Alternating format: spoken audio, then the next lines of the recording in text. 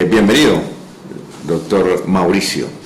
Alfonso, muchísimas gracias a usted, a Corrillos, a todo el equipo de trabajo de este medio tan importante informativo, y saludo especial a todos los santanderianos. Bueno, yo la otra vez que entrevistamos aquí a Carlos Ibáñez Muñoz, yo lo conocí a usted cuando estaban construyendo el intercambiador, ¿no? Si se ve joven ahora, ¿cómo vería usted? Eso hace 25 años, ¿no? ¿Cómo pasa el tiempo, no? Sí. Alfonso, hemos tenido una fortuna muy grande. Pero una obra gigante, ¿no? Y ese es el, como se dice, ese es el capital más importante que puedo tener en mi vida, y es haber participado en casi todas las obras de desarrollo importante de Bucaramanga y de Santander. Pero le dan mucho estrés. Yo veo que usted estaba estresado para que ejecutara la obra porque había un grupo. Claro. Porque eso que le cambió la historia y la vida de Bucaramanga. ¿Qué tal que no hubieran construido ese intercambiador, no? No, y recuerdo que por ese intercambiador tuvimos un proceso, una investigación grandísima, una demanda cuantiosísima, porque cuando yo me posesiono como secretario encuentro que el puente tenía un error en los diseños, y entonces nos iba a pasar lo que ha pasado en Puente Loco de Girón, que los vehículos cuando fueran a pasar por debajo del puente iban a quedar atrapados, y eso nos valió una investigación como de 10 años con una gran indemnización. Afortunadamente pudimos probar que teníamos la razón. Sí, claro. Vea, hoy es una realidad. ¿Y qué tal Bucaramanga sin esas obras? Bueno, ¿y por qué se oponían a la construcción? Yo no entiendo. Si usted ve las fotos de Bucaramanga, lo primero, lo emblemático que aparece es esa araña de puentes del intercambiador, y es muy bonito, ¿no? Y contarle uno a nuestros hijos que había gente que se oponía a eso. ¿Por qué era que se oponían? ¿De acuerdo? Por muchas razones. Primero, porque en Bucaramanga y en Santander hace carrera que todo lo que sea de desarrollo hay que oponerse por oponerse. Sí, claro. Y aquí hay unos especialistas en eso. Ajá. Entonces, había un grupo que decía que esa obra no iba a durar un año, ya lleva 20. Sí. Y ahí está. Oye, casi ningún accidente, yo no sé. No, nada, y la obra funciona perfectamente. Sí, sí. Y recuerdo muchísimo que cuando eso hicimos un plan de contingencia muy importante, porque era el punto neurálgico de Bucaramanga. No, todo el mundo pasaba, y del área, todo el mundo pasaba. Todavía lo es, imagínese. Y logramos hacer la obra en el tiempo, y logramos hacer la obra sin traumatismos en la movilidad. Cierto. La gente no sintió la obra, mientras que usted hoy encuentra un impacto grande en la comunidad, en la movilidad de la ciudad y del área, por varias razones. Entre una de las más importantes que yo considero es que hoy el Metrolínea ni funciona, sí, y sí está generando un caos en la movilidad. Entonces aquí deberían de tomar las grandes decisiones. Si el Metrolínea, su bus está pasando por acá 45 minutos, pues no deja de ser un bus normal, claro, y debería más bien de quitar la línea exclusiva y abrir otra vez el tráfico, y se van a dar cuenta que automáticamente mejora la movilidad de la ciudad. Pero son decisiones importantes que deben tomar quienes están hoy al frente de dirigir los destinos de la ciudad, obviamente, y de las diferentes ciudades. Bueno, usted es un hombre de grandes, pues aquí no tenemos mucho tiempo para decir esta obra, pero yo me acuerdo de otra que quedó bonita y quedó muy linda, el acueducto de Bucaramanga. Qué tremenda obra, y se ganaron varios premios, ¿no? Parque del Agua, interesante. En esa época entraban 150.000 visitantes a conocer el Parque del Agua. Y algo más importante, ese trabajo social que hicimos desde el acueducto. ¿Sabe quién administraba en ese momento los ingresos al Parque del Agua? ¿Quién? La Fundación de Albeiro en el norte. Y la plata solamente se dejaba para el acueducto lo que se necesitaba para barrer y limpiar, sí, las áreas, y el resto le quedaba para el ancianato, para que pagara los servicios y para que se pusiera al día en todo lo que necesitaba. Al poco tiempo le quitaron eso porque pensaron que era un gran negocio, y resulta que era una gran labor social. Bueno, no sé, ¿se opuso a alguien a esa obra? Porque si en este momento es tan moderna, en esa época, no recuerdo, ¿le pusieron? En todas las obras hemos tenido siempre los opositores. Tercer carril, recuerdo que fue tan atrevido de colocar en plena campaña, de hace 8 años tal vez. Sí. puse una valla que afortunadamente se volvió casi que igualita a lo que después construimos. En ese momento era una simple idea. Sí. Yo decía, pues simple, dejemos esto en un solo sentido y metamos uno al lado y punto, y se resolvió la problemática en el tema de la alcaldía de Bucaramanga, porque los genios decían que había que hacer unos puentes por debajo y cruzar por encima, y bueno, una cantidad de telarañas, y yo dije, esto es muy fácil, esto es un puente a lo largo y sale, y puse la valla y dije que sí era posible hacer un tercer carril. Dios me dio la oportunidad después, porque me quemé al consejo, sí, pero... y me dio la oportunidad de entrar a coordinar todo lo que era la obra en ejecución. Bueno, esto es lo bueno de haberse quemado. Sí. Oiga, jefe, una cosa, usted, bueno, eso del puente intercambiador es que quien revisa la historia hace 25 años, construir semejante obra, si todavía es importante del intercambiador, los que quieren ir, vayan al acueducto y miran la sede, y además lo otro es el Parque del Agua y otras obras, lo del tercer carril. Oiga, pero estas obras que le cambian la estructura, de alguna manera afecta a alguien, pues se viene contra usted. ¿Usted como que le gusta estar en el peligro? ¿Le gusta eso? Porque están a punto de echarlo a la cárcel, que lo investigan, por ejemplo las obras del estadio, todo eso. Han tratado, ¿usted no piensa cuando su familia no le dice, oiga, o sus hijos, oye papá, no se meta más en eso, mire? Alfonsito, yo tengo algo que se lo transmito a mi familia, la tranquilidad de saber actuar. Y después de que usted tenga esa tranquilidad, pueden venir todas las investigaciones. Yo creo que a mí me han metido por lo menos unas 10 veces a la cárcel. Sí. Todos los que me quieren tanto. Por eso es que al final, eso a mí me han involucrado en un fraude, en un fraude electoral. Sí, claro. Por un concejal que, entre otras cosas, fueron como 5 o 6 personas a la cárcel. Y a alguien se le ocurrió decir que era que yo había financiado cuando yo ni siquiera había salido de mi casa. Claro. Y no me interesaba ni siquiera en ese momento la política. Sí. Después tuve problema con el estadio Alfonso López, que sencillamente a mí me llaman. ¿Por qué? Porque yo soy el que denuncio. Sí. Entonces la gente no distingue entre qué es una denuncia, qué es llamar a una persona a una versión, sí, claro, y qué es una persona que esté incurriendo en un delito. Claro. Por eso voy con tranquilidad, ¿cierto? Y luego, ¿sí es abogado usted? Claro, yo estudié Derecho para poderme defender yo mismo de todo lo que me ataca. Además que su padre fue magistrado, ¿no? Papá fue magistrado del tribunal. Y su hermano fue un alto funcionario de la Fiscalía. Pero entonces usted dijo, yo tengo que estudiar, Primero porque tenía en la sangre el derecho. Sí, claro. Segundo, me parece que una combinación muy importante es alguien que se mueve en lo público. Sí. Tiene que necesariamente saber de derecho. Y eso lo veo yo hoy, por ejemplo.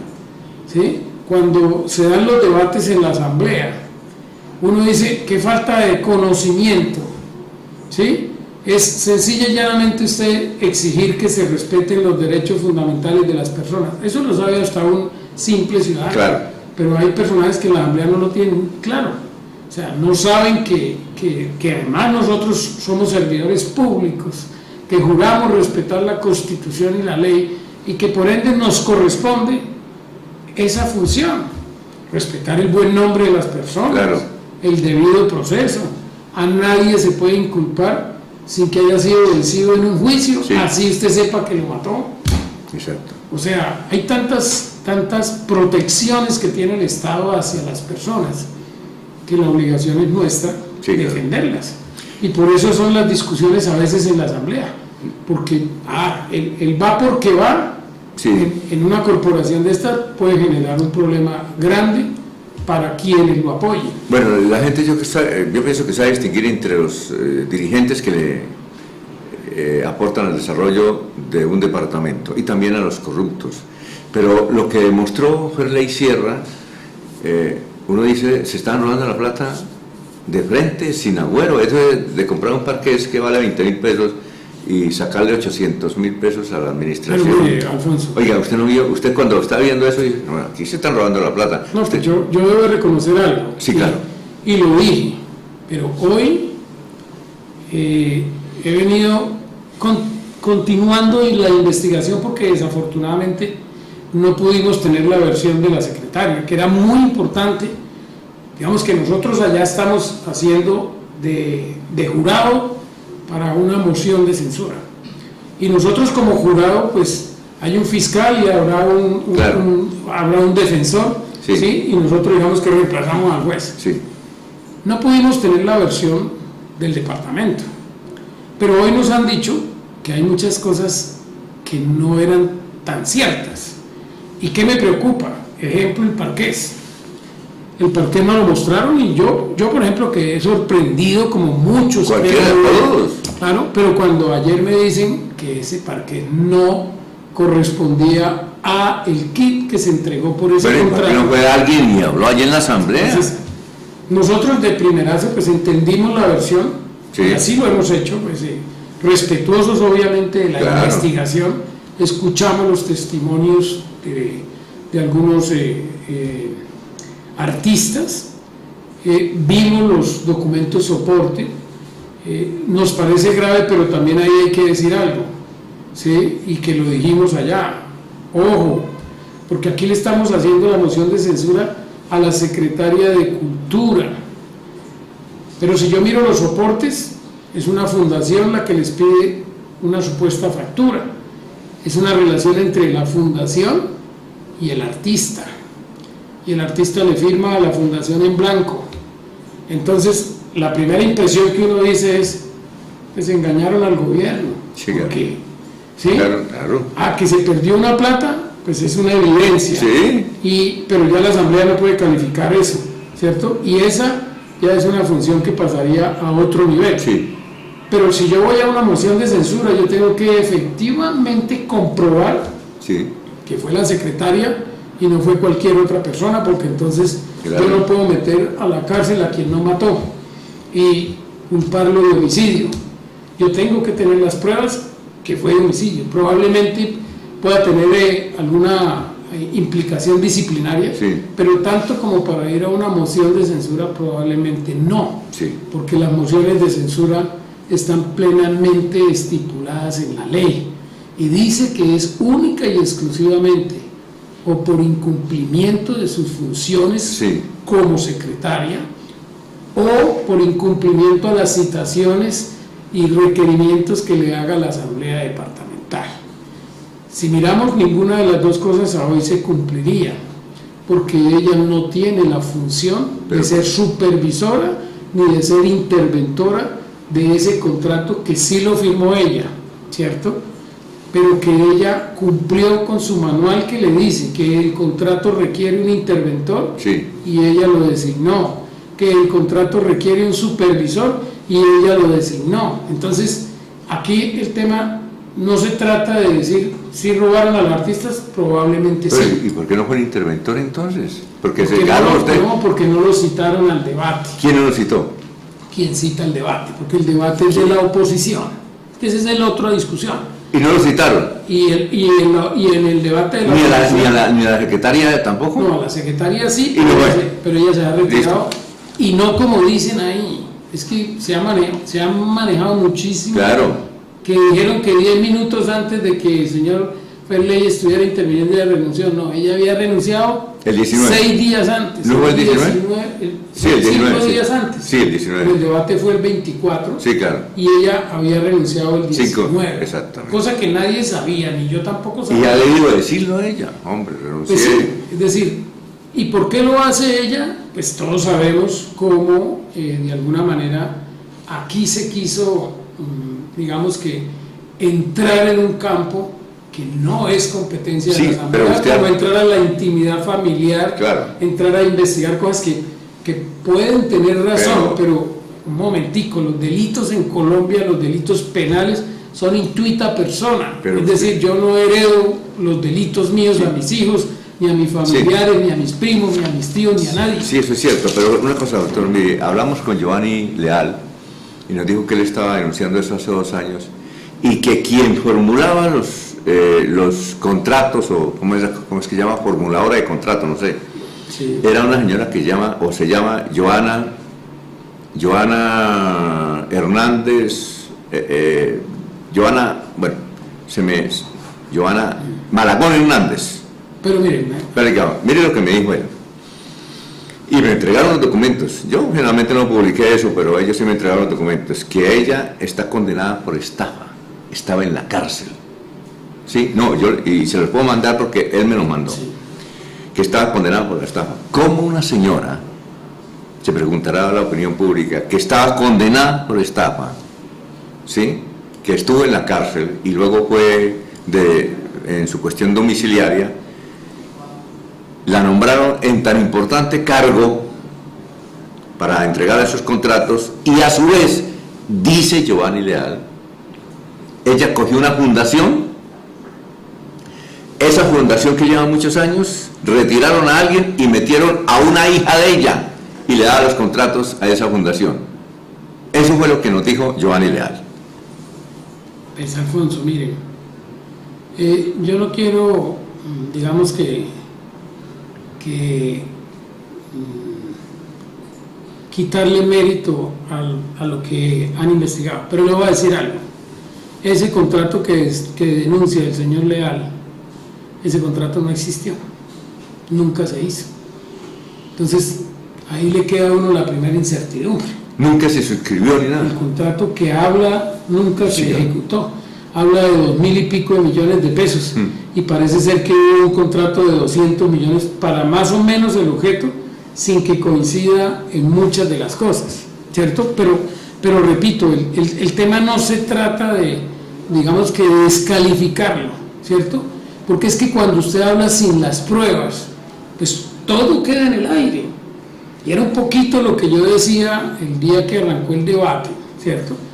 Hoy nosotros le dimos credibilidad, ni más faltaba, a una investigación rigurosa. Usted lo felicitó, ¿no? Sí, porque me parece que la investigación fue bastante interesante, llegó a unas cosas que nadie puede bajarle mérito, ¿sí? Pero el hecho de que yo diga que la investigación está bien hecha no quiere decir, ¿sí?, que con eso yo estoy dándole el voto positivo a una moción de censura, porque yo tengo que distinguir dos cosas, ¿cierto? Que en el contrato hubo irregularidades, al parecer sí, porque veo unas facturas de una fundación versus un artista, y yo me tomé la tarea de preguntarle a muchos artistas si efectivamente ellos o conocían a la doctora, o la doctora la había citado, o quién los había invitado, claro, ¿cierto? Porque es que ella puede ser la directora de la orquesta, pero ella no toca el saxofón, ella no es la encargada del piano, y si el hombre del piano lo hace mal, suena mal la orquesta y ella se puede dar cuenta, pero sí, ella no es la culpable y la directa responsable, ¿cierto? Sí, claro. Con esto no quiero decir que no haya algún tipo de responsabilidad, eso será la Procuraduría que diga si hubo una responsabilidad disciplinaria, sí, claro, será la Contraloría que diga si hubo una responsabilidad fiscal y en cabeza de quién, y lo mismo será la Fiscalía quien diga aquí hubo un tema penal, ¿sí?, y debe responder Pedro, Pablo y demás. ¿Qué le falta al debate? Le faltó eso, le faltó primero, ¿dónde está el interventor? ¿Dónde está el supervisor? ¿Dónde está el contratista? Exacto. ¿Cierto? Porque que puedan hablar allá. Porque es lo mismo. Yo firmo un contrato, sí, con el estadio, el estadio, llamémoslo, sí, claro, así, ¿cierto? Y si el contratista tumba, como efectivamente pasó, tumbaron a una cantidad de proveedores por miles de millones de pesos, ¿cierto?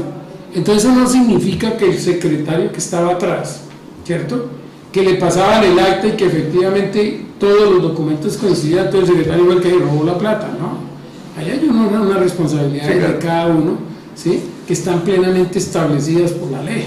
Entonces, ¿responde el interventor? Pues responde, y por eso en el estadio contratista, interventor, supervisores y demás, todos se fueron a la cárcel. Sí, claro. ¿Sí? ¿Por qué? Porque precisamente se pudo comprobar dónde realmente se cometió el delito, ¿sí? Y mire que era lo mismo, habían engañado a la fiduciaria con unos recibos falsos, habían sacado recursos para desviarlos para otra cosa con unos contratos mentirosos, sí, y era responsabilidad nuestra. Por eso a mí me vinculaban y decían, pero es que usted es sí, yo soy el secretario, pero yo no vigilo esos recursos, están en una fiducia, sí, claro, y allá firma contratista e interventor. ¿Quién sacó los recursos? contratista e interventor. Sí. ¿Quién responde? Pues ellos. Oye, doctor Mauricio, qué bueno haber estado con nosotros. ¿Cuándo viene para una entrevista, su candidatura nuevamente a la Asamblea? ¿No? Cambio Radical, ¿cierto? Sí, yo voy por Cambio Radical. Alfonso, muy importante sería, pues precisamente hacer como una rendición de cuentas de que hemos podido ayudar desde la Asamblea Departamental para el Desarrollo de Santander. Creo que nosotros apoyamos proyectos muy importantes, siempre nos distinguimos por ser esa persona que a las inversiones no se niega. Le propongo algo. Señor.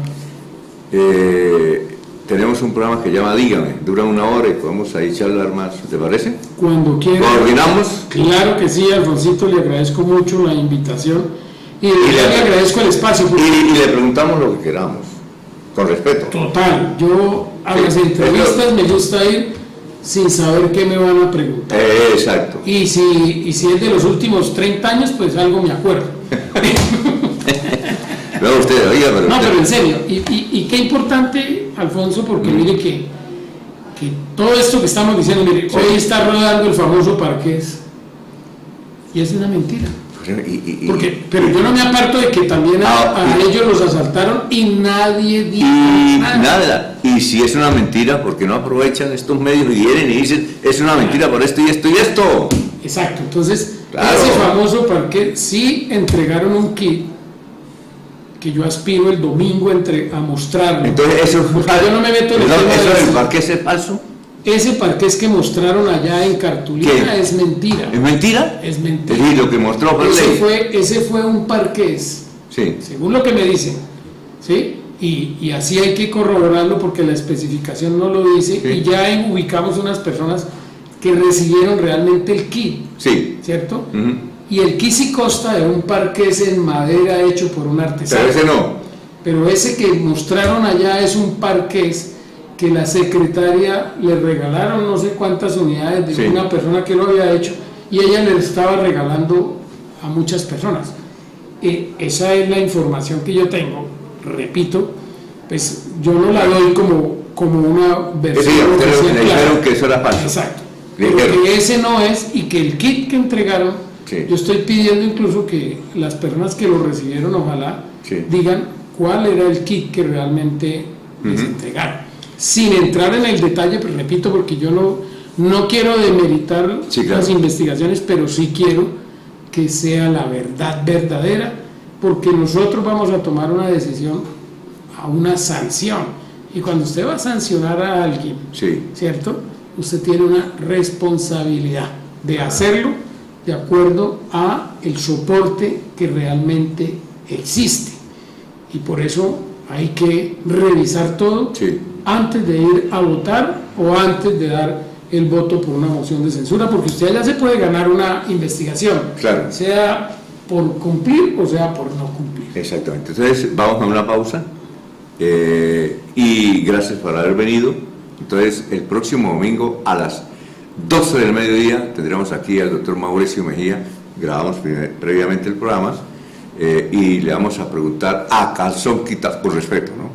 Con respeto a la sí. Siempre lo más importante sí. En esto, lo que ha salido en los medios, que es lo que a veces falta sí. En las asambleas y en estas corporaciones, el respeto. Yo soy respetuoso, reconociendo que a veces me salgo de cabales, pero sin ser grosero, sí, claro. Sino más bien ser un poquito sí. Como eufórico y no grosero. Exacto.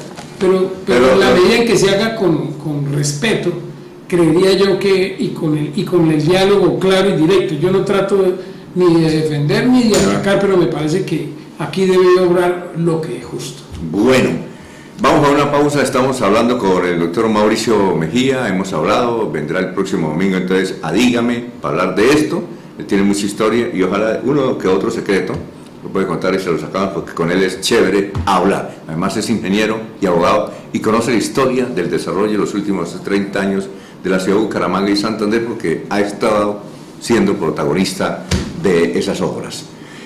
Son las la 1 de la tarde, 1 minuto, estamos en la parrilla Corrillos.